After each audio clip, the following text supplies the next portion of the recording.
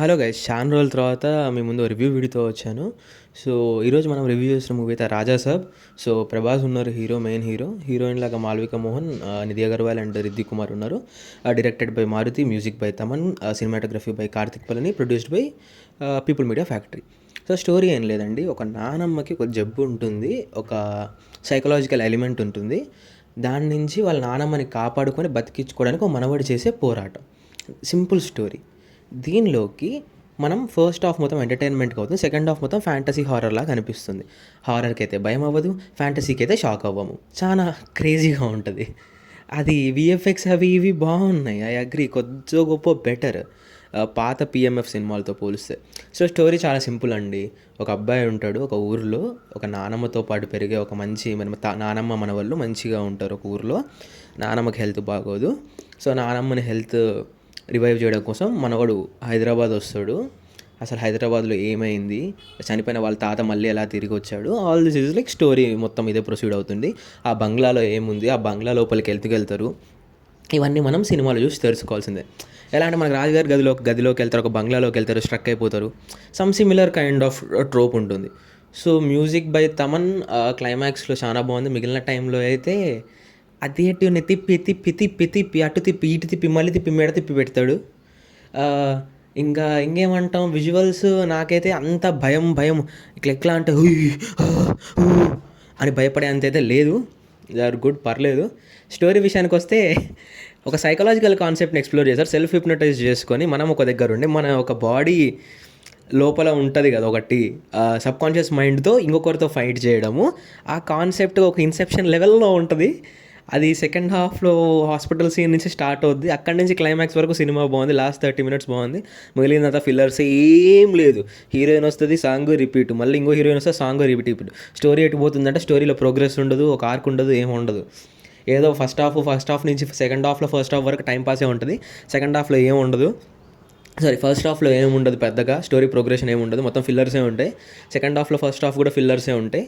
Last 30 minutes మీద వాళ్ళు byte చేసుకున్నారు. మారుతి నుంచి ఆ కైండ్ ఆఫ్ రైటింగ్ నేను ఎక్స్పెక్ట్ చేయలేదు. ఆ లాస్ట్ 30 minutes ఎపిసోడ్ బాగా రాశాడు, మిగతా మొత్తం దేవుడికి వదిలేశాడు. So only last 30 minutes are the saving grace. ప్రతి యావరేజ్ పడం, అంతకు మించి నాకైతే ఏం ఎక్కలేదు.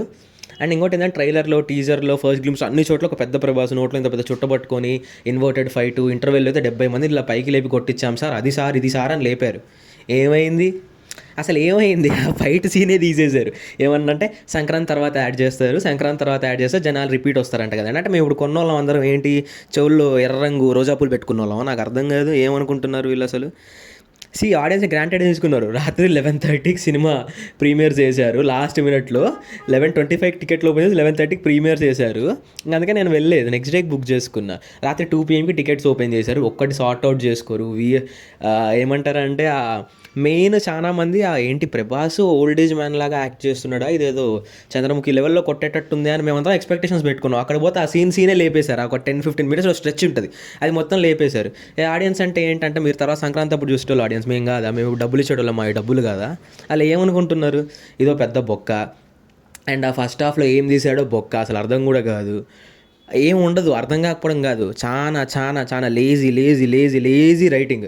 ఆనెన్స్ గ్రాంటెడ్కి తీసుకుంటారు, మళ్ళీ దీనికి హైకులు, మళ్ళీ దానికి ఎక్స్ట్రా డబ్బులు, 295 రూపాయలు మల్టీప్లెక్స్ టికెట్ అయితే 450కి పెంచాడు.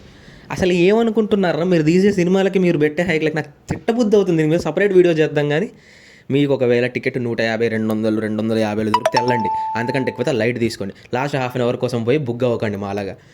సో టెక్నికల్ ఆస్పెక్ట్స్ ఏమైనా బాగున్నాయంటే విఎఫ్ఎక్స్ వీళ్ళు కొత్తగా ట్రై చేశారు, మన హైదరాబాద్లో ఉన్న పిఎంఎఫ్ వాళ్ళే ట్రై చేశారంట.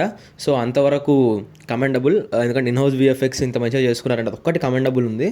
ప్రభాస్ లుక్స్ కొంచెం బాగానే ఉన్నాయి ఇందులో, సినిమాలు చాలా బాగున్నాయి. అవి మరీ పిన్ పాయింటెడ్గా చూసే హెయిర్, ఫేస్ ఫ్యాపింగ్ అట్లాంటి ఇష్యూస్ చాలా దొరుకుతాయి. కానీ అవన్నీ పక్కన పెడితే ఉన్నంతలో అయితే బాగానే ఉన్నాడు.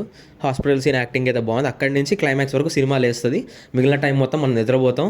కొన్నిసార్లు చిరాకు వస్తుంది, కొన్నిసార్లు కోపం వస్తుంది, కొన్నిసార్లు అరే ఏం చేస్తున్నారా ప్రభాస్ అంత పెద్ద స్టార్, ఆయన పట్టుకొని ఏం చేపిస్తున్నారా మీరు సినిమాలలో, సలారు కల్కి ఇలాంటి పెద్ద పెద్ద సినిమాలు తీసినాయనరా, అంత ఎంటర్టైన్మెంట్గా చేపియండి మేము చూస్తాం, కానీ మరి అంత లేకి చేపియకండి, అసలు ఆయన లెవెల్ ఏంటి, మీరు తీస్తున్న సినిమాలు ఏంట్రా నాయన అని చెప్పి తిట్టబుద్ధి అయింది.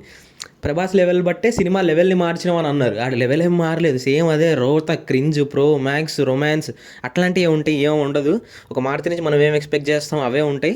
బట్ క్లైమాక్స్లో మాత్రం కొంచెం బాగా తీశారు, అది ఒక్కటే బాగుంది, అంతకుమించి నాకేం ఎక్కలేదు. సో ఓన్లీ ఫర్ క్లైమాక్స్ అంటే వెళ్ళండి, లేకుంటే ఏముంది ఓటీటీలో చూసేసుకోండి. సో అంతే అండి, అంతకుమించి ఏం లేదు ఈ సినిమా గురించి. నేనైతే అది బాధతో చెప్తున్నాను, కోపంతో చెప్తున్నా, నాకు అర్థం కాదు. ప్రీమియర్లో ఓపెన్ చేయరు, లాస్ట్ మినిట్లో అవి కట్ చేస్తారు, ఈ సీన్లు కట్ చేస్తారు, నెక్స్ట్ డే వచ్చేటానికి ఉపయోగపడతాయి అని ఆ సీన్లు కట్ చేస్తారు. అసలు కంటిన్యూటీ ఉండదు, మధ్యలో ఎక్కడి నుంచో సాంగ్స్ వస్తాయి. అసలు సాంగ్స్ బాగానే ఉన్నాయి. అసలు వీళ్ళు ఏం తీద్దాం అనుకున్నారు, ఏం తీశారు? సలార్ కంటే ఎక్కువ రోజులు వర్కింగ్ డేస్ ఉన్నాయి దీనికి, నాకు అర్థం కాక అడుగుతున్నా. సో కనీసం నాకు సబ్స్క్రైబ్ అయినా అవ్వండి, నాకు మీకోసం 450 పెట్టి సినిమా చూసా. ఓకేనా, థ్యాంక్ యూ సో మచ్.